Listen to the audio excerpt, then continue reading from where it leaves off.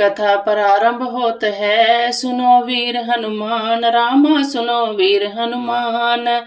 आसन लीजिए प्रेम का, विराजे कृपा निधान, सियावर राम जय जय राम। मेरे प्रभु राम सीताराम। बोलिए सियापति रामचंद्र महाराज की जय।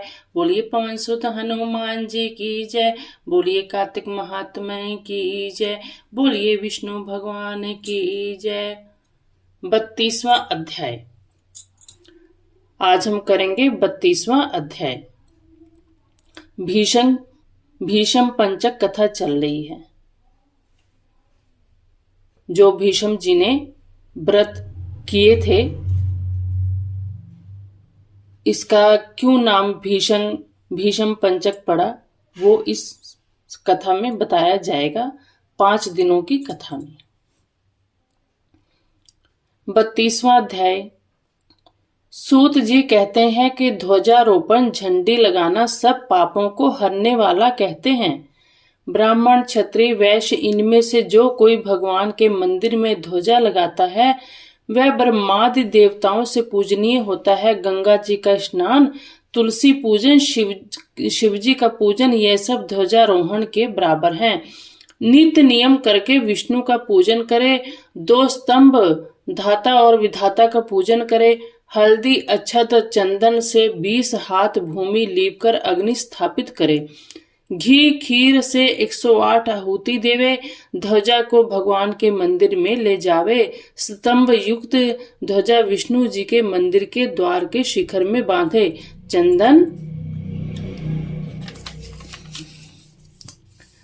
चंदन अक्षत धूप दीप से विष्णु का पूजन करे। चंदन अक्षत पुष्प दीप धूप दीप से विष्णु का पूजन करे। भगवान की स्तुति करे। हे चैतन्य रूप विष्णु, आप प्रसन्न होइए। आप सारे जगत में व्यापक हो। माया से मोहित लोगों को आप दूर दिख पड़ते हो। हे भक्त वत्सल जनार्दन, तुम्हें बारंबार नमस्कार है। इस प्रकार स्तुति करके विष्णु जी को नमस्कार करके ब्राह्मणों को भोजन करावे तथा दक्षिणा देवे। आचार्य को जो ध्वजारोपण करता है और जितनी बार ध्वजा पवन से हिलती है उतने ही पाप नाश को प्राप्त होते हैं। जो पुरुष बांधी हुई ध्वजा को देखकर नमस्कार करते हैं उनके भी पाप नाश होते हैं। नारद जी कहते हैं कि एक पुरातन इतिहास सुनाते हैं। पूर्व काल में सतयुग में सुमति नाम वाला एक चंद्रवंशीय राजा था।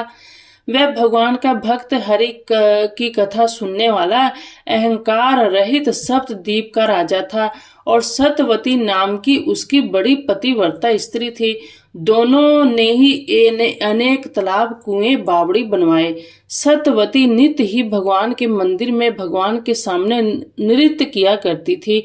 राजा भी कार्तिक शुक्ला द्वादशी को भगवान के मंदिर में ध्वजा बांधा करता था। एक समय राजा और रानी को देखने के लिए विभांडक ऋषि आए। मुनि का आगमन सुनकर राजा और रानी ने उनका बड़ा सत्कार किया। राजा रानी की ऐसी श्रद्धा और नम्रता देखकर मुनि राजा से पूछने लगे, राजन, भगवान को प्रसन्न करने के लिए और भी बहुत साधन है, परंतु इस ध्वजारोपण में इतनी श्रद्धा क्यों है, सो आप कहिए। राजा कहने लगे, हे महात्मन, यह बड़ा आश्चर्य युक्त इतिहास है, सो सुनिए। मैं पहले मालिनी नाम वाला कुमारगी, चुगली करने वाला, धर्म का द्वेषी, देवता और ब्राह्मणों के द्रव्य को हरने वाला, गो और ब्राह्मण का नाश करने वाला, मांस आदि खाने वाला, चोर, लंपट तथा महापापी शूद्र था। सदा मद्रापान और वैश्यागमन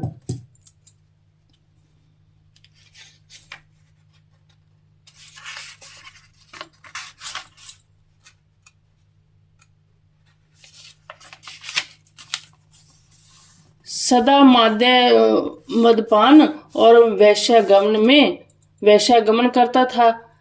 हमारे ऐसे ही कर्म देखकर भाई बांधवों ने हमें त्याग दिया। मैं वन में आकर एक टूटे हुए विष्णु के मंदिर में रहने लगा और वन में मैं जंगली जंतुओं को मारकर अपना निर्वाह करने लगा।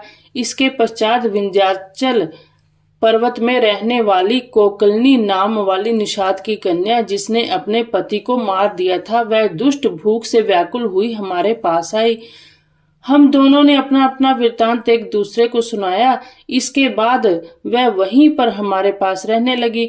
एक समय संयोगवश जिस दिन कार्तिक शुक्ल द्वादशी का दिन था, हमने एक कपड़े को बांधकर उसकी झंडी सी बनाई और दोनों ही खूब मदिरा पीने से विहल होकर वह झंडी हाथ में लेकर नाचते रहे।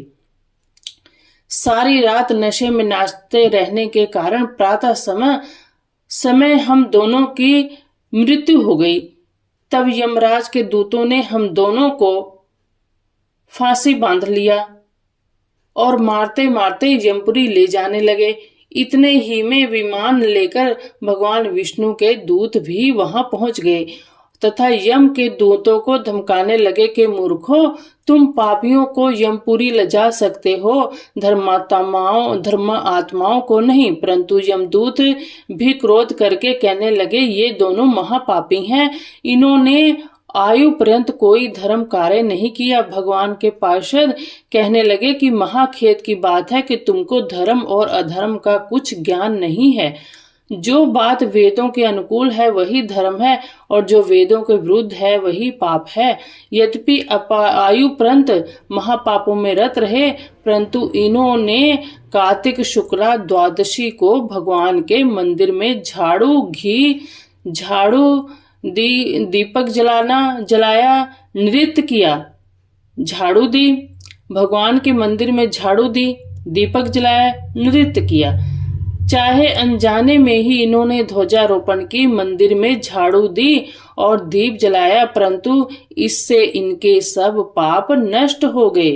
इसलिए यह विष्णु लोक में जाने योग्य है, यमपुरी में नहीं।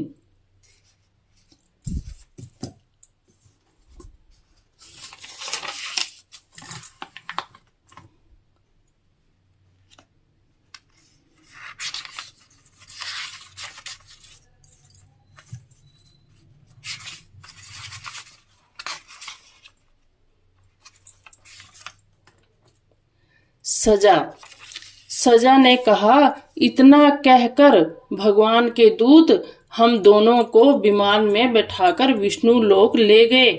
उसके बाद यहाँ मृत्यु लोक के श्रेष्ठ कुल में आकर राजा हुए। कोकलनी नाम की निषाद कन्या यह मेरी रानी बनी। यहाँ भी भगवान की कृपा से अतुल संपत्ति है। जो हमने अनिच्छा से ध्वजारोपण की, उसका यह फल मिला। तो जो मनुष्य श्रद्धा सहित भगवान के मंदिर में ध्वजारोपण करते हैं, उनका तो कहना ही क्या है। कथा समाप्त होते है, सुनो वीर हनुमान, रामा सुनो वीर हनुमान। राम लखन सिय जानकी, सदा करे कल्याण, सियावर राम जय जय राम।